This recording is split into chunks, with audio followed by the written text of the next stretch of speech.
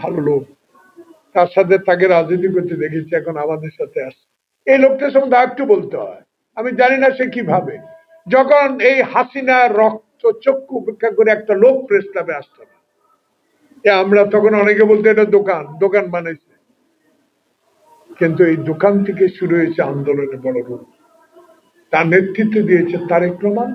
খালেদা জিয়াকে অসুস্থ করে যারা আজকে তারেক রহমানকে দায়িত্ব অর্পণ করেছে, তারেক রহমান অক্ষরে অক্ষরে সেই দায়িত্ব পালন করেছে বিধায় আজকে যারা বড় বড় কথা বলেন, আজকে কি সেকেন্ড রিপাবলিক বলেন, আজকে গণপরিষদের নির্বাচনের কথা বলেন, আজকে কমিশনের ইউনিয়ন পরিষদের মেম্বারের ভোটের কথা বলেন, তাদেরকে শুধু স্মরণ করে দিতে চায় বাংলাদেশে বিএনপিকে আন্ডার এস্টিমেট করার সময় নেই।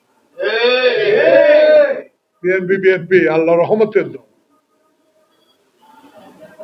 দোয়া আছে, আল্লাহর অনেক অপরিসীম দোয়া আছে শহীদ জিয়ার জন্য।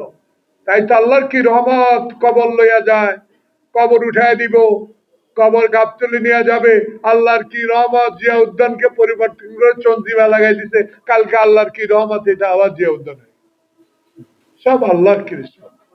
কারণ আল্লাহ রসুলের প্রতি আমাদের অগাধ বিশ্বাস, আমাদের দলের প্রতি অগাধ বিশ্বাস। 100-150 মামলার আসামি যারা এখনো প্রেস ক্লাবে আছে 200-300, এখনো আপনাদের সামনে কথা বলে, এটাই তো আল্লাহর রহমত। আল্লাহর রহমত, আমরা আছি, থাকবো, তবে বাংলাদেশকে ভালোবাসি। গাছ দিয়ে বলেন যাই, কে বলতে পারবেন 2-1 নাম বলেন, যাহা 12,000 কোটি, 13,000 কোটি, 14,000 কোটি ব্যাংকে লেনদেন করছে? ক্ষমতা তো 3 বার ছিল খালেদা জিয়া, তা বলেন, হিসাব দেন। কি রে ভাই, 394 কোটি টাকা 5 জনের ব্যাংকে জব্দ করছে, কালকে দেখলাম। কি দেশ! গরিবের অর্থ এইভাবে পাচার করে, বাংলাদেশকে মেধা শূন্য করে, বাংলাদেশকে সে ভারতের কিছু কুচক্রী মহলের চক্রান্তে বাংলাদেশকে মেধাবিহীন করে এই হিন্দুস্তানের লোককে চাকরিতে পুনর্বল করা যে পরিকল্পনা হাসিনার ছিল, আল্লাহ পাক ছাত্র জনতার বৈষম্য বিরোধী আন্দোলন, তারেক রহমানের সমর্থন, আল্লাহ পাক হাসিনাকে বিদায় করে দিয়েছে। এখন আল্লাহর রহমত, ইনশাল্লাহ এর মেধা তালিকার লোকে বাংলাদেশে চাকরি পাবে। তাই আজকে 71 প্রজন্ম ভুলে গেলে চলবে না।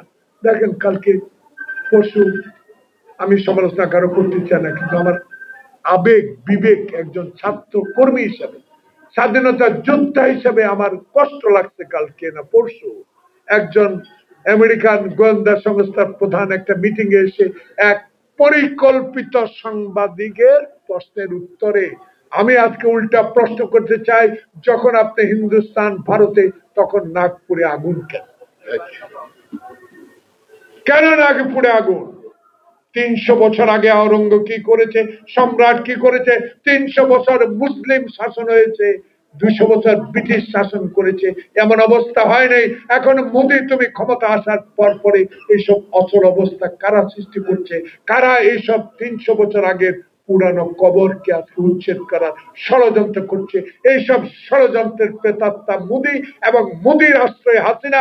হাসিনা আবারও বাংলাদেশে এই আমার ডক্টর ইউনূস সরকারকে অস্থিতিশীল করার একটা প্রয়াস ওই দেশ থেকে শুরু হয়েছে।